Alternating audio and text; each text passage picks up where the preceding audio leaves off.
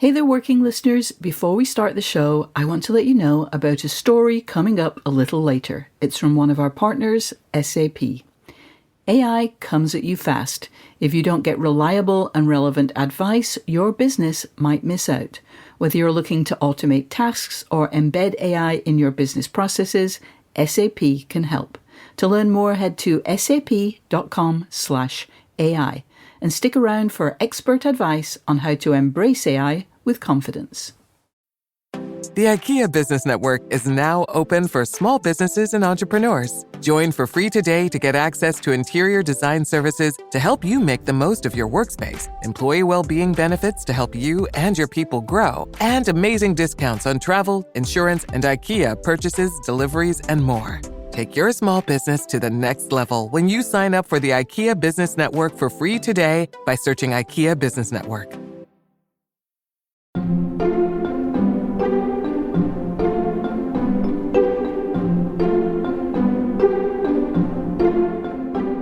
I like small talk, I like medium talk, I like gossip, and I feel like our world doesn't have as much space for that as it once did. But I really believe our relationship, where we now spend most of our time talking about things that have nothing to do with our writing collaboration, leads to a stronger connection and synergy.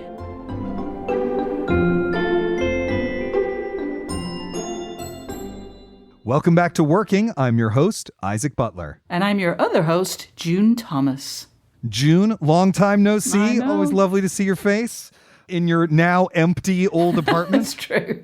Yes, I had to pop to my old house to use a wee bit of my old internet.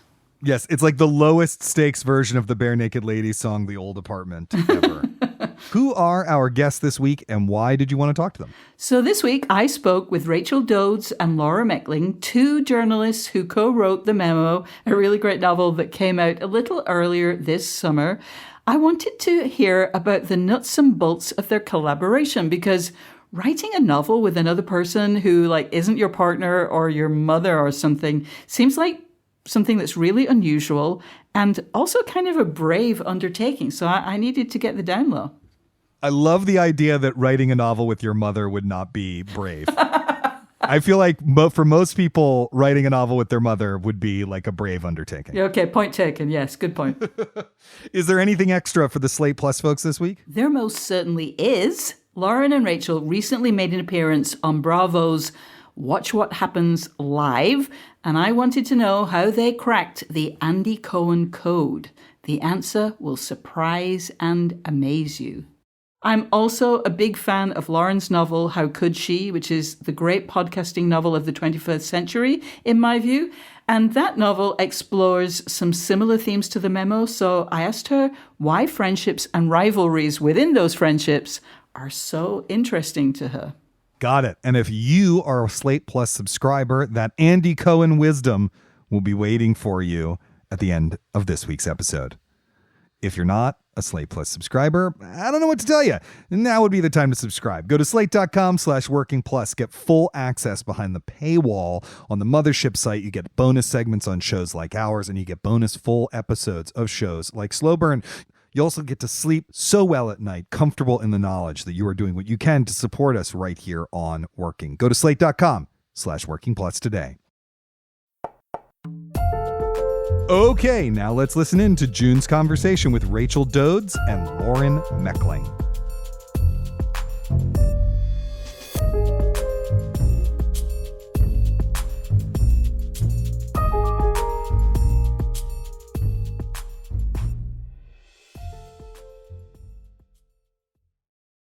When you hear a good idea, it's natural to do a double take. That's what you might do when you hear Discover will automatically double the cashback you've earned on your credit card at the end of your first year with Cashback Match. Wait, what? Yep, double the cashback is something so good you might do a triple take. Get rewarded no matter who you are or how much you spend with Discover. See terms at discover.com/credit card. I am talking today with two women who have done something unusual and written a novel together. To help our listeners recognize who's talking, I would love for you to introduce yourselves. I am Lauren Mechling. And I'm Rachel Dodes. And now I know how to pronounce your last names. Thank you. So you guys, as I said, wrote a novel together. It's called The Memo. How would you describe it? It's kind of a cross-genre time travel romance with a dose of wish fulfillment and friendship. I would agree with that. There's kind of some time slipping going on in there, which I have recently discovered a lot of people really believe happens in real life. So, no shade. Where did you discover that? Just having conversations with people. I was really surprised, but I'm glad people are keeping hope alive. So as I said, this is something rather unusual, though I know it's something you've done before, Lauren, and we'll get to that. So how did this particular collaboration come about? The collaboration came about as almost after the fact that Rachel and I had basically decided that we wanted to collaborate, which I think is interesting. We didn't have a project that we wanted to get started on and then try to figure out how to do it. It was actually, Rachel practically proposed to me. I was on book tour for my last book, and we had just been rediscovering each other. We knew each other as colleagues once upon a time when we were much more buttoned up and terrified and working for the same group of men at the Wall Street Journal. And then 10 plus years had passed, and we both found ourselves in the world and really on the internet together and cracking each other up. And Rachel actually, I remember exactly, I was getting ready to go to a party for my book in Toronto, and I got a message from her on Twitter where she said, "Hey, this might be crazy, but is there any chance you'd want to work on something together, like be co-writers?" And I think that was pretty rare and beautiful, and we played around with a lot of ideas before we landed on this one. So Rachel, why did you say that to Lauren? I mean, was it because you knew she had co-written a novel before, or? No, I actually didn't know she had co-written a novel, and I was living in Berlin last year, and I was living 5 minutes away from her former writing partner, and we also became very good friends. But what happened with that was I was a big fan of Lauren's last novel, and I had a podcast at the time, and I invited her to come on and talk about it. And we kind of rekindled our friendship. I realized we had a similar comedic sensibility, and I saw she posted a very funny tweet about how, I think it was about how there should be a television show called Canceled. And I was like, this is so funny. We should write this together.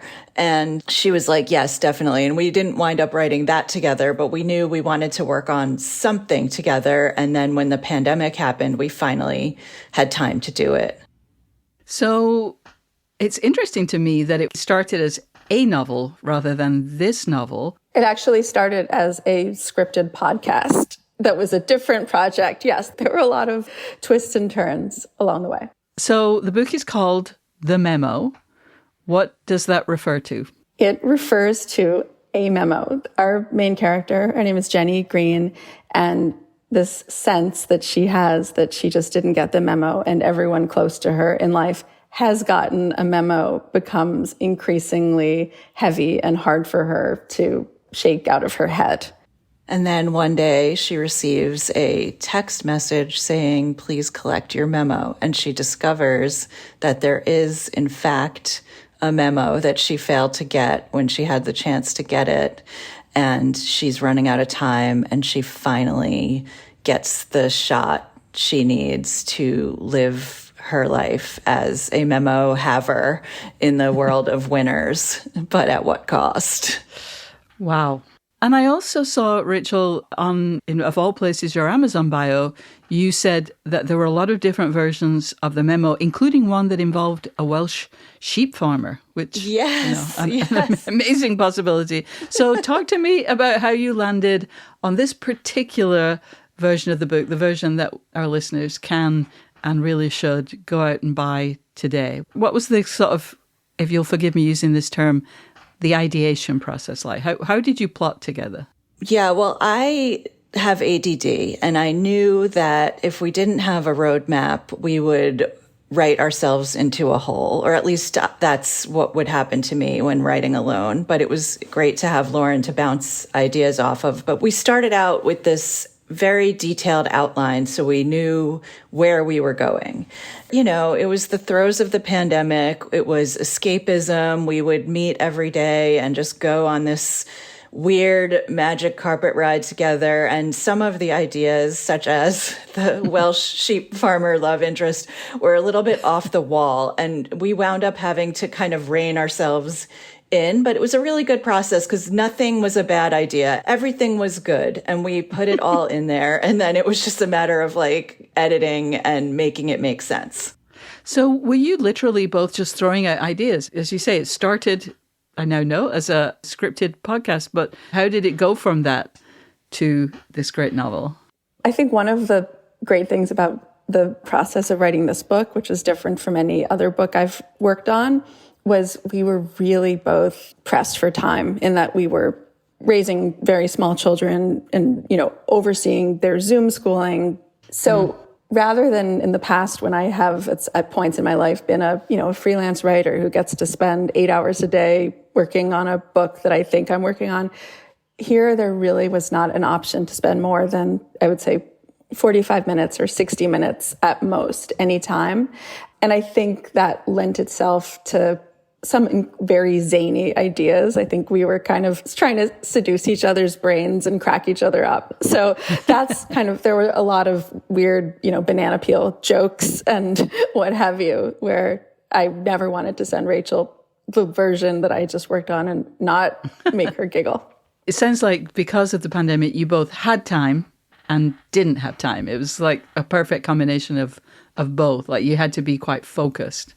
Yeah, and I think we were motivated also. I think it felt like the world didn't have as much time for or interest in us as it once had. And so I think we just looked at each other, or we talked to each other, and we just said, you know what? No one can stop us. We can do this. We don't need to wait for somebody to hire us to get this off the ground. We can just start a Google Doc and see what happens. Yeah, we don't report to anybody. We were freelancers.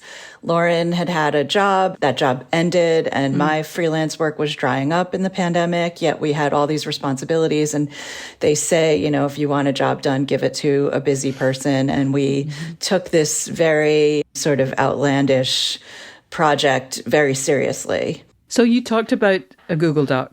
You did the plotting. Rachel, you said, you needed a roadmap. Once you got the roadmap, how did you do the writing? We would dip into the document mostly asynchronously because we keep different hours. Lauren would be up at 3 a.m. writing, and I'd wake up at, 7 or 8 and see what she had done and edit it and add on to it. And sometimes we'd be in the document at the same time, writing in all caps. Hi, Lauren. Hi, I Rachel. See, I like what you did there. Or I don't like that. Yeah. Or it was never like, I don't like this or this is bad. It was just like, I think this would work for the story better.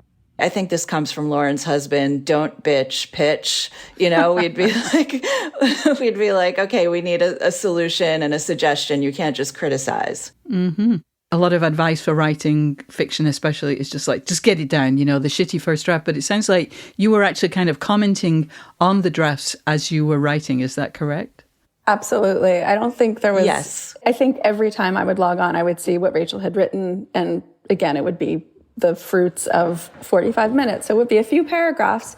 And I never just let them sit there untouched and then started on. I would always, I think dovetail might be the word of our process, where we just kept tweaking and judging what the other person had written. And the funny thing is, I think as someone who has really I spent my career making a living as a journalist, and Rachel too, and you too, June. I mean, it's not that strange a process. If you've ever worked with an editor, or you've ever worked with a writer as an editor, I think the best pieces do tend to come from a place of not just collaboration, but trust and admiration, of wanting the other person to get in there and give some of their brain power to what you're trying to do.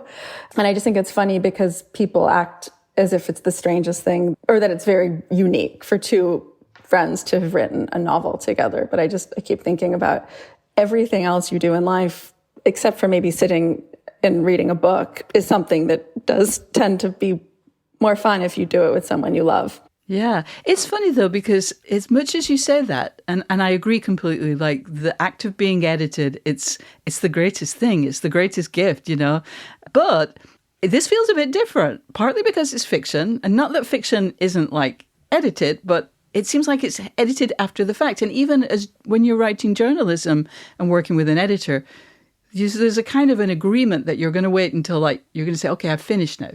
Work on this, and then kind of, you know, clear boundaries. Whereas the thing that's, I think, surprising me is just there weren't boundaries. It doesn't seem like you would just like get in there and, you know, change each other's words. No version control, right?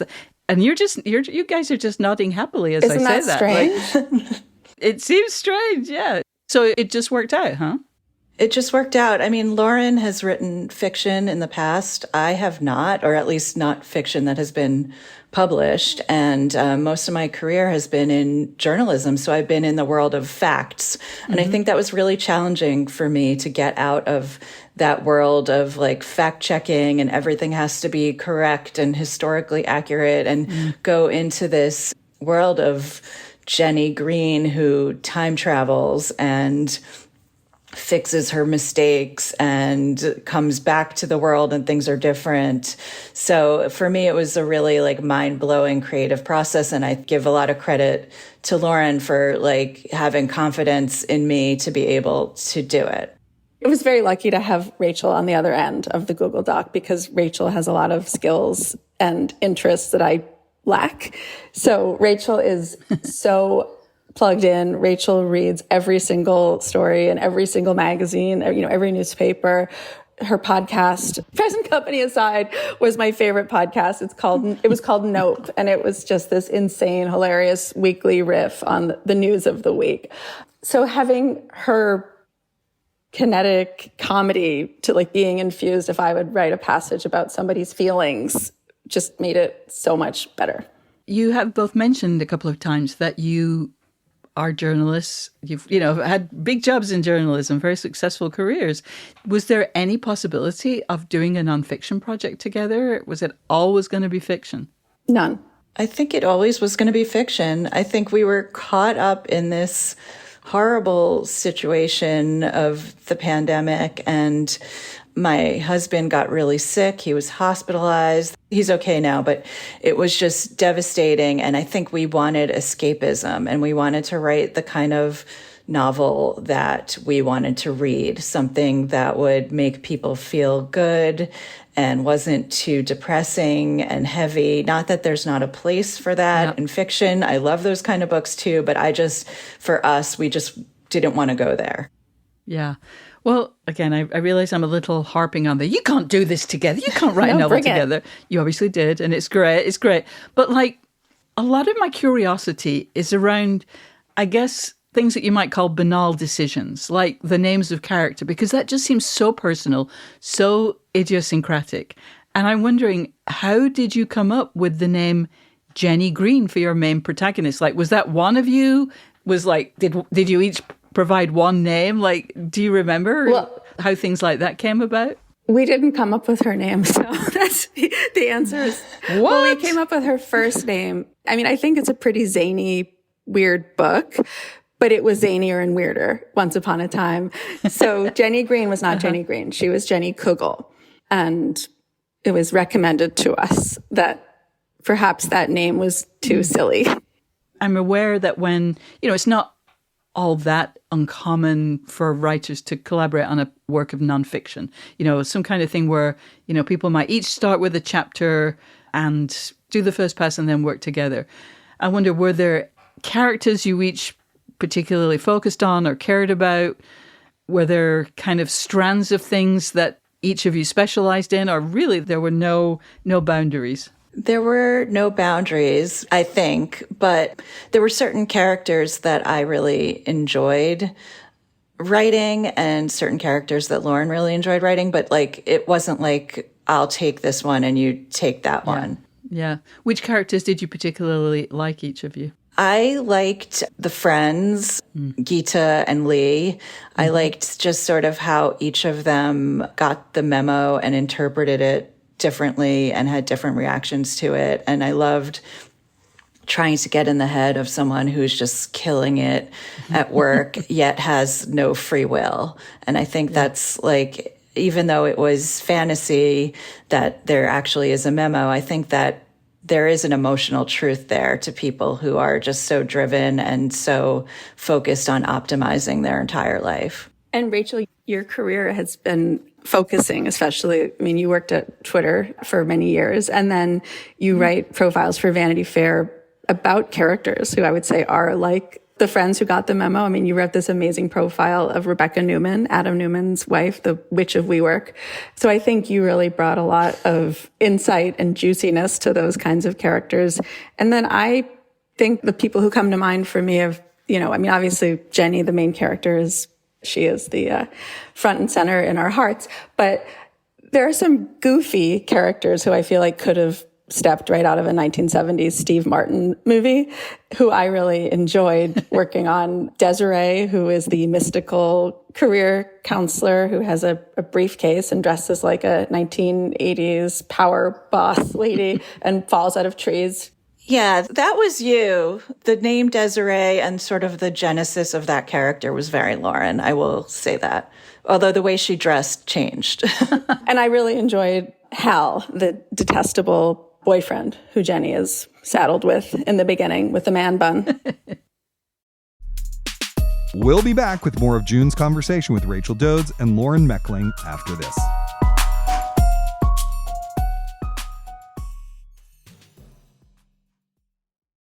This podcast is brought to you by Slate Studios and SAP.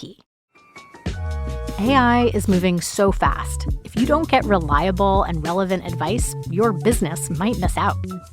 Welcome to Dear Artie, an advice column from SAP, where we tackle the tricky questions at the intersection of AI and business. Let's meet our expert.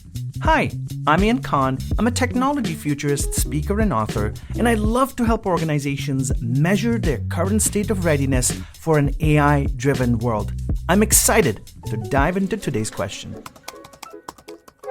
Dear Artie, our finance team is top-notch, but small. How can AI support them? Signed, Financially Drained.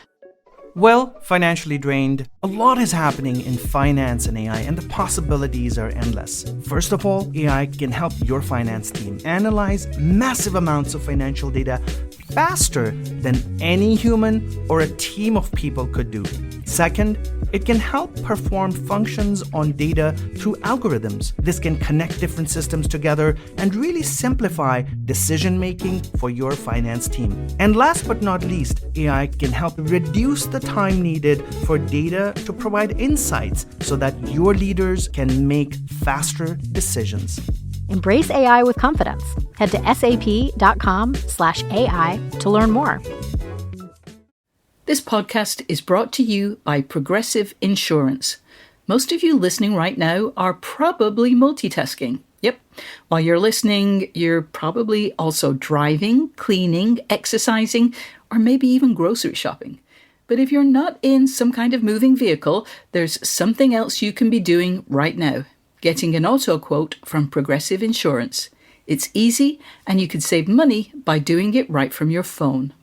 Drivers who save by switching to Progressive save nearly $750 on average, and auto customers qualify for an average of 7 discounts. Discounts for having multiple vehicles on your policy, being a homeowner, and more. So, just like your favorite podcast, Progressive will be with you 24/7, 366 days a year, so you're protected no matter what. Multitask right now. Quote your car insurance at progressive.com to join the over 28 million drivers who trust Progressive. Progressive Casualty Insurance Company and affiliates.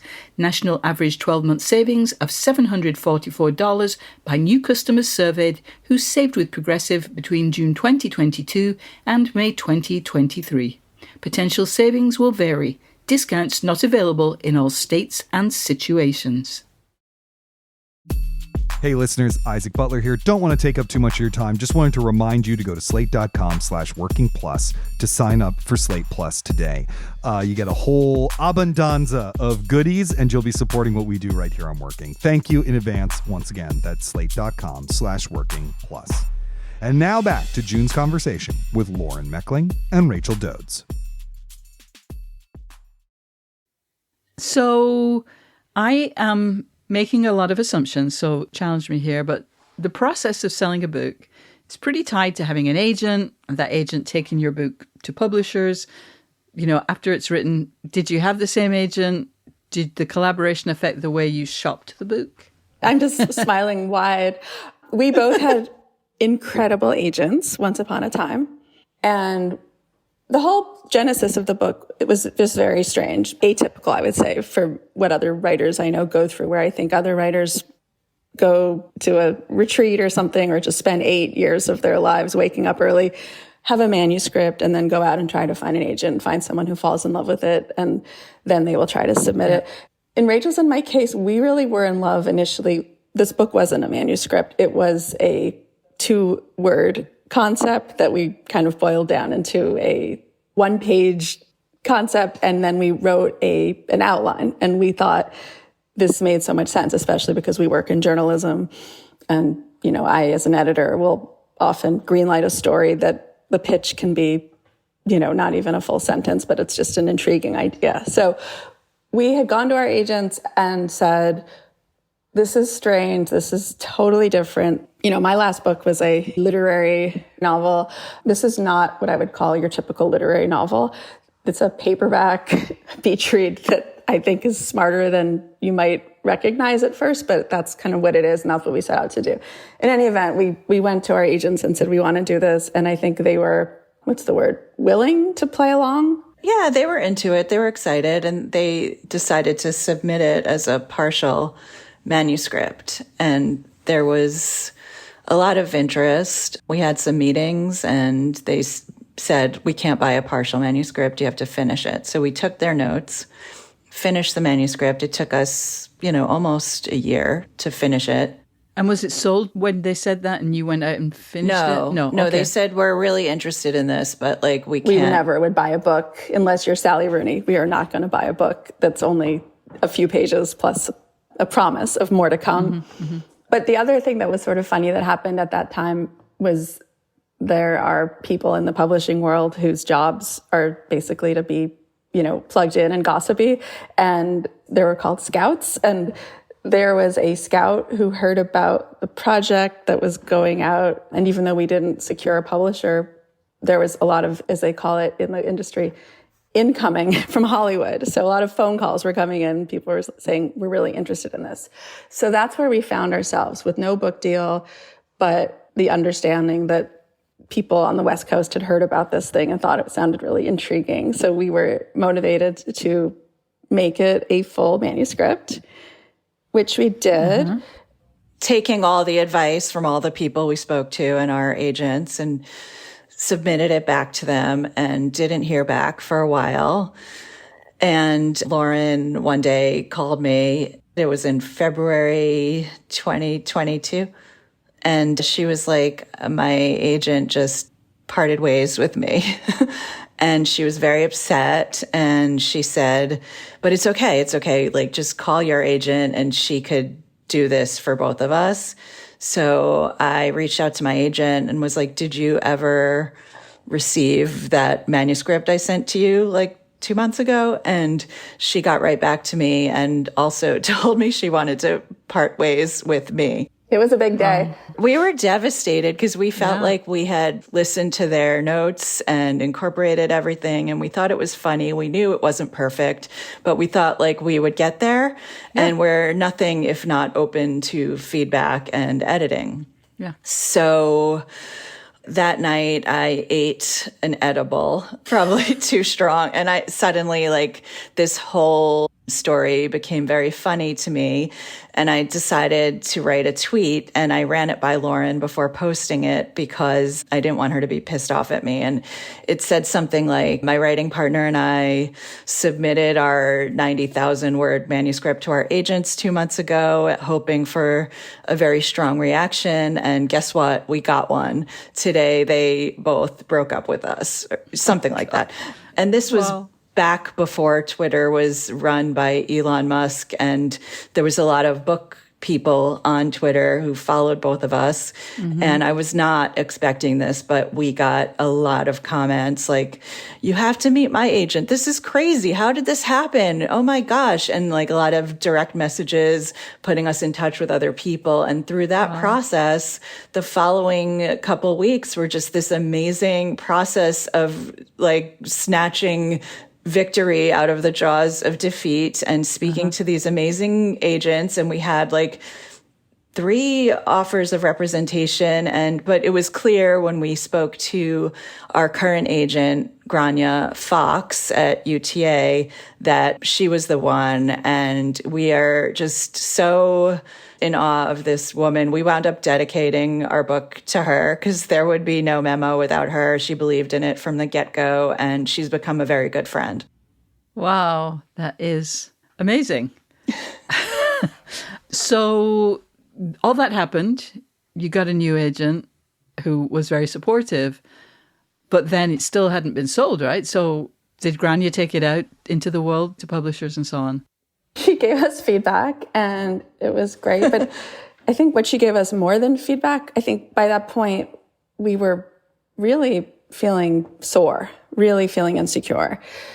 I mean, as much as I've learned, and I just keep learning, that 99% of writing is being overlooked or rejected or what have you, it's still hard to keep moving ahead when you can easily slip into the place of thinking, I have no right to be doing this. I'm such a dodo to be bothering.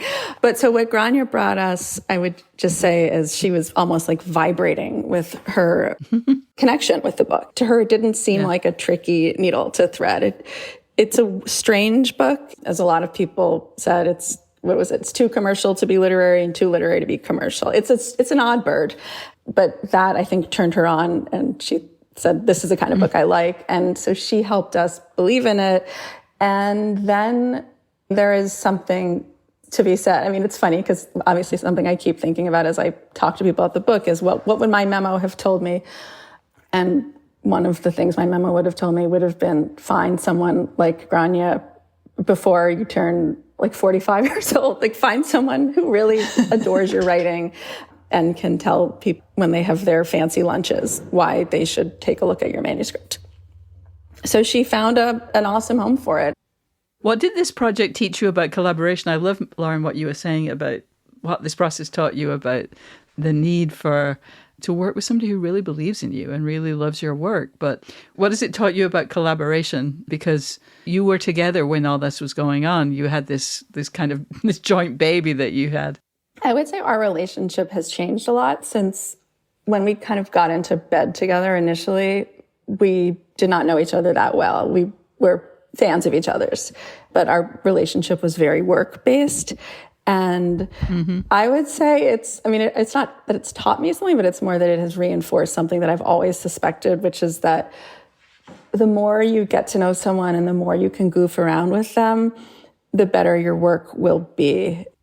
Yeah, I think that if you're going to collaborate with someone, you have to, first of all, be a big admirer of their work.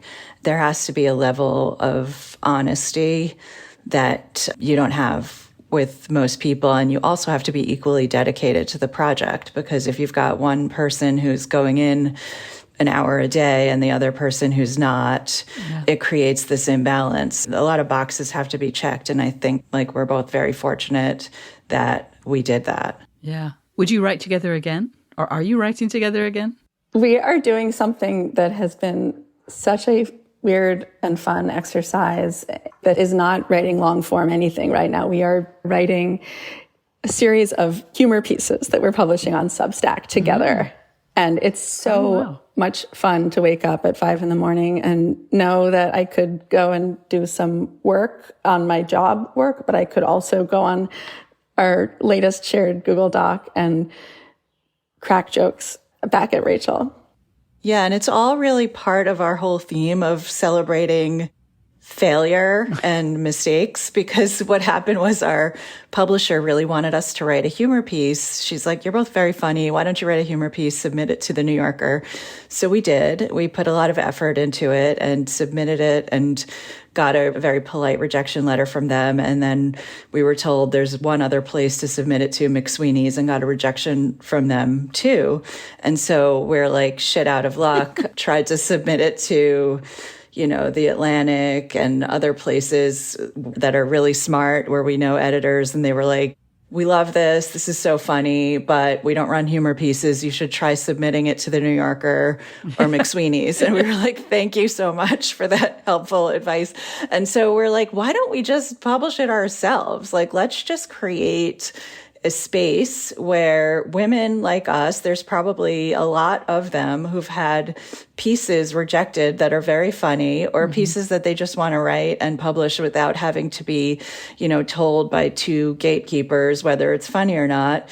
Just give it to us. And so we call it a man cave, but for women. And we've gotten a lot of good submissions, and it's been just really fun. Yeah, it's been it almost feels like a strange project from the 1970s. It feels very lo-fi and very satisfying. And word is getting out in I think, a very organic way where people are telling their friends, hey, I know you like writing comedy. I mean, and I think even every woman, who you might even think of as a successful comedy writer, probably 99% of her work does not see the light of day. There's just is not enough opportunity. And maybe just not enough interest in the greater world in that kind of writing. Yeah. We've mentioned how this was a pandemic novel, though it's not about the pandemic. 4 years later, now that the memo is out in the world, do you still see the pandemic in there, its themes, or what you were thinking about at the time? Do you think that readers will sort of see the pandemic in it? I don't know if readers will see the pandemic in it, but I do, and I know Lauren does, because I think what spawned the whole concept of it was just us being in our homes, feeling like we were fading into obscurity, to women in their 40s who'd been very successful early in their careers, watching social media, seeing everybody else putting on different face masks and looking gorgeous and going on the Peloton. And we were just like, how did we not get the memo? We're not at home baking bread and cooking these feasts. We're just like barely managing to like get out of bed in the morning. And I think that sentiment just sort of fueled the whole idea of the memo. Right. With the pandemic, there was sort of the end of hanging out, and we lived our entire lives online. So even the fun, active things we were doing, I mean, if you think about it, the fact that I was dancing by myself in my living room in my underpants on an Instagram party, that's what I spent a lot of my nights doing. Rachel's making a face. I promise you, it was very gorgeous scene, I promise. But right, all of our socializing was ridiculous, setting up Zoom calls, and you'd have your cocktail at the ready and catch up with people. But we were really just looking at the world through these rectangles that are our phones and our computers. And that's a big theme in the book, where a woman is kind of tormented by what she sees. Yeah, there's a lot of this like performative perfection on the internet. And I think nobody goes on Instagram and feels better about themselves afterwards, Yeah. Lauren Mechling, Rachel Dodes, thank you so much for joining us. And thank you for giving us all the memo. Thank you so much, June. Thank you so much, June. This was great.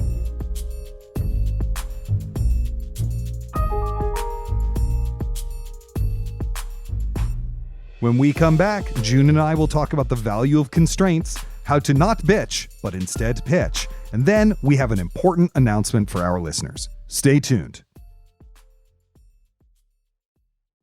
First, the bad news. SAP Business AI won't help you generate cubist versions of your family's holiday photos, but it will help you understand which supplier is best to help you roll out your plant-based packaging in Southeast Asia, identify the training your junior project manager needs to rise up the ranks, and automate repetitive tasks while you focus on big innovations, so you can be ready for the next opportunity. Revolutionary technology, real-world results. That's SAP Business AI. This podcast is brought to you by Progressive Insurance. Most of you listening right now are probably multitasking. Yep. While you're listening, you're probably also driving, cleaning, exercising, or maybe even grocery shopping. But if you're not in some kind of moving vehicle, there's something else you can be doing right now. Getting an auto quote from Progressive Insurance. It's easy, and you can save money by doing it right from your phone.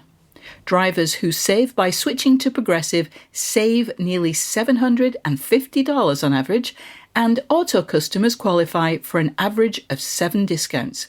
Discounts for having multiple vehicles on your policy, being a homeowner, and more. So, just like your favorite podcast, Progressive will be with you 24/7, 366 days a year, so you're protected no matter what.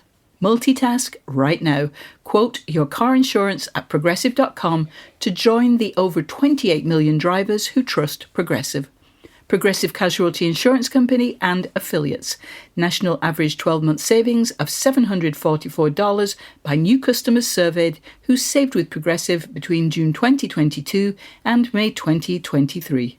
Potential savings will vary. Discounts not available in all states and situations. June, I thought it was great that there were some real constraints on this process that helped them in generating the novel. One of the writers talked about having ADHD and so really needed to have an outline so that things didn't spiral way out of control. And, they have weirdly compressed schedules because they're parenting during the pandemic, so there's not a lot of time to just sit down and write. We have talked a lot about creative constraints on a project, right? Yeah. I'm writing a novel, so it needs to be no more than this many pages and no less than that many, or, whatever it is. But it's worth noting that these kinds of life constraints can be creatively generative as well. Totally. I mean, I'm very aware that we relaunched Working as a show about the creative process at the start of the pandemic. And you and our then co-host Ramon Alam both had young children at home doing Zoom school. We couldn't record in studios. Life was very much not normal in so many ways. And I have wondered to what extent that shaped our show. But yeah, Lauren and Rachel's novel strikes me as a great example of something that might not have been produced without the craziness and the disruption and the very real fear that was generated by the pandemic and everything else that was happening in the spring and the summer of 2020. And yeah, it wasn't just that time constraints and their differing work styles provided constraints. I also wonder if two people who didn't know each other all that well, who didn't have the same schedule, who had hardly any time to themselves, would have made the decision to write a novel together if it didn't seem like a time when we all had to do things a little differently. It was a year when the phrase, yeah, that's not how we do it, just had no meaning. It was a time of fucking around and finding out, and that surely unleashed a lot of creativity among a lot of horror, to be clear. Oh, yeah, no, absolutely. And we've actually done other episodes about that, it was such a calamity that totally changed everything for a while that you had to get creative. I mean, that was the only way through it. I don't think that you're obviously not saying, thank goodness for the pandemic. You're saying that even in terrible things, interesting stuff can come out of that. Yeah. I loved this idea of don't bitch, pitch. Although I will admit, as a cis dude, I really don't use that word anymore. I think I shouldn't, so I've actually swapped it out for kvetch recently. First of all, I'm repping my people, and that way there's no misogyny. But there's no adage that works with kvetch there and rhymes like don't kvetch, stretch your ideas. That sucks. No. Anyway, it reminded me of this thing that Sarah Schulman told me once about the Lesbian Avengers Handbook, an organization I'm sure you're very well familiar with, the Lesbian Avengers, that their handbook outlines this policy that if you were to criticize a potential action, like a direct action, a political thing that you were going to do, you had to offer an alternative. You can't only shoot down an idea. You have to create ideas as well. Yeah. It seems to me that this is a wonderful thing, but when we talk about it, it's almost always in collaborative situations or in groups. So here's my question. Can you be a one-man band and adopt this no kvetching, stretching policy? Is that a new habit of mind as creative people with an inner critic that we need to be cultivating? Well, I agree that this is a really productive and action-oriented mindset. And I definitely think that it's something that we can implement in our solo efforts. For me, at least, it's about regularly questioning whether the way you do things is the right way. And if it doesn't seem right, trying something else so that the problem will go away. Just not settling in with problems, which I admit is something I have a tendency to do. That's how I do it. No, you don't have to. I'm going to give you an extraordinarily banal example. I've just moved, and the first thing I did was set up my desk. I'm trying to maximize productivity, but I also want it to look nice. But as I start to use it, I'm trying to take time to ask myself, am I actually using the things that have been so carefully placed, on that beautiful piece of oak, or are they just taking up space? If I'm constantly reaching for something that I've stored on the other side of the room, I should probably move that thing to the desk. And if there are things on my desk that I haven't used over the course of, a couple of weeks, do they really belong? And if not, what do I do with them? I guess in that case, I'm trying to prevent myself from just complaining. But I also think that when you're working alone, you have to have I guess you could say, don't celebrate, iterate mentality. That's as bad as stretch. But by this, I mean that as well as breaking down the things that aren't working and trying to improve them, you should also take time to think about what is working and ask yourself if you can learn from that success and transfer it to another part of your life. Again, to use a rather banal example, if you notice that listening to a particular kind of music really helps you focus on a task, try to figure out if listening to that kind of music when you're tackling other projects would help. I guess what I'm saying is leverage your wins. I really like that, because I have like a ton of different kinds of things that I'm doing during the day, even just to work on one book, you know, Yeah. And the idea that like maybe you can take those lessons and bring them somewhere else is great. I love it.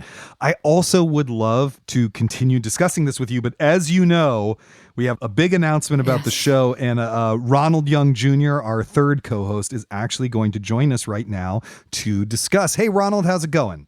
Hello, Isaac. Hello, June. I am glad to be here with y'all. It is good to see your lovely face and hear your beautiful voice. So there's kind of no easy way to say this or to sugarcoat this. We here at Team Working have heard some pretty sad news, which is that sadly, this show, Working, and its spinoff, Working Overtime, are both going to be ending in September. Yes, it has been a wonderful run. We started, I think, the week that the pandemic started, when they stopped playing that basketball game. I think that was the night before I was going to do the first interview. Right, you recorded it at halftime of that basketball game. It seemed like it felt that way.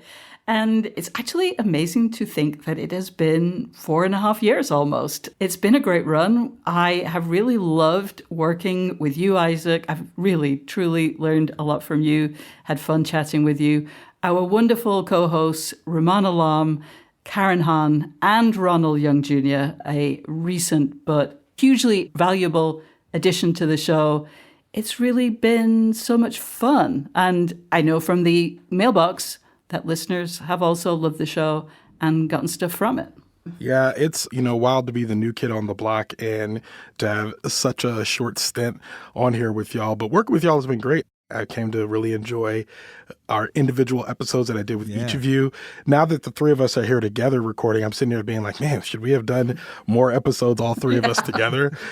So. Well, you killed it from the start. So it's been a wonderful few months with you on board. I've really, really loved it. Thank you so much. I felt like right as we were hitting our stride, they're like, nah, y'all are out of here. And I'm like, oh, all right. So look forward to that Working Overtime episode of How to Leave Your Job. Yeah, exactly.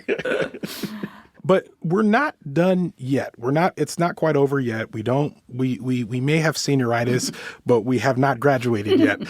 So there's still more working to listen to. We have a few more interviews, and I believe we end on September 8th, Isaac? Yep, that's right. We're ending on September 8th. We have some great guests and some great advice lined up for you all. We really want to stay in touch with you too. You can find us in lots of places on the internet and in podcast players. I'm one of those weird people who is still on Twitter. I'm at June Thomas over there. I also have a newsletter. There's a link to sign up for that newsletter on my Twitter bio. I also have a book I just would love for you to go out and buy. Or actually, you don't need to buy it. You can borrow it from the library. I'll be very, very happy if you did that. I just want you to enjoy it. It's called A Place of Our Own, 6 Spaces That Shaped Queer Women's Culture. Ronald, where can people find you? You can find me on all of the things at It's Big Ron. That's on X, Instagram, Threads, and TikTok at OHITSBIGRON. You can also subscribe to my podcast, Wait For It, which we're coming up on season 2 on September 6th. We're very excited about that. And again, just, find me on all the places. Come talk to me. And also, I just want to endorse June's book. I've started reading it. I never finished reading it, but I want to return back to it. It's very good if you haven't found it. And I'm looking forward to seeing what you write next, June. Thank you, Ron. Isaac, where can they find you? You can find me in my basement in Brooklyn. That's always good. What's the address? The address is... Anyway, no. So I have a newsletter that I think I'm going to start using more. I've written like 4 things on it over 2 years, but I think I'll start using it more. That's completeworks.substack.com. I am also on the gram. I just joined Instagram, hilariously enough. I just joined Welcome. it. Yeah. Thank you very much. It's Isaac_D_Butler. And I'm on Blue Sky. If you use that, isaacbutler.bsky.social is my name on that. I should also say that since we are not done yet, you can still get in touch with us at working@slate.com or call us and leave a message at 304-933-WORK. We got a little over a month left, and we'll miss you when that's over. So get in touch while you still can. That's about all the time we have this week. We hope you have enjoyed the show. Ronald, thank you for stepping in for a few minutes to help us make this announcement. I really appreciate it. Thanks for having me. And just a reminder that by joining Slate Plus, you get ad-free podcasts, extra segments on shows like Slow Burn, and you'll never hit a paywall on the Slate site. If you would like to stop more of your favorite podcasts from being sent into the wild blue yonder, subscribing to Slate Plus is a great way to prevent that. To learn more, go to slate.com/workingplus. Thank you to Rachel Dodes and Laura Mechling, and to this week's producer, Kevin Bendis, and series producer, Cameron Drews, who obviously got their memos. We'll be back next week with Isaac's conversation with comedian Dina Hashem. Until then, get back to work.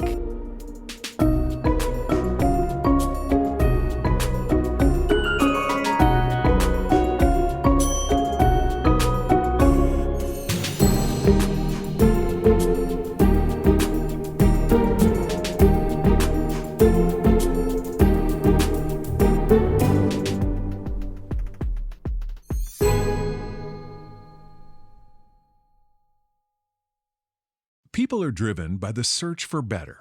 But when it comes to hiring, the best way to search for a candidate isn't to search at all. Don't search, match with Indeed. The hiring process can be slow and overwhelming. Simplify hiring with Indeed. Indeed is your matching and hiring platform. With over 350 million global monthly visitors according to Indeed data, and a matching engine that helps you find quality candidates fast. Ditch the busy work. Use Indeed for scheduling, screening, and messaging so you can connect with candidates faster. Join more than 3.5 million businesses worldwide that use Indeed to hire great talent fast. Listeners of this show will get a $75 sponsored job credit to get your jobs more visibility at Indeed.com/PODKATZ13. That's Indeed.com/PODKATZ13. Terms and conditions apply.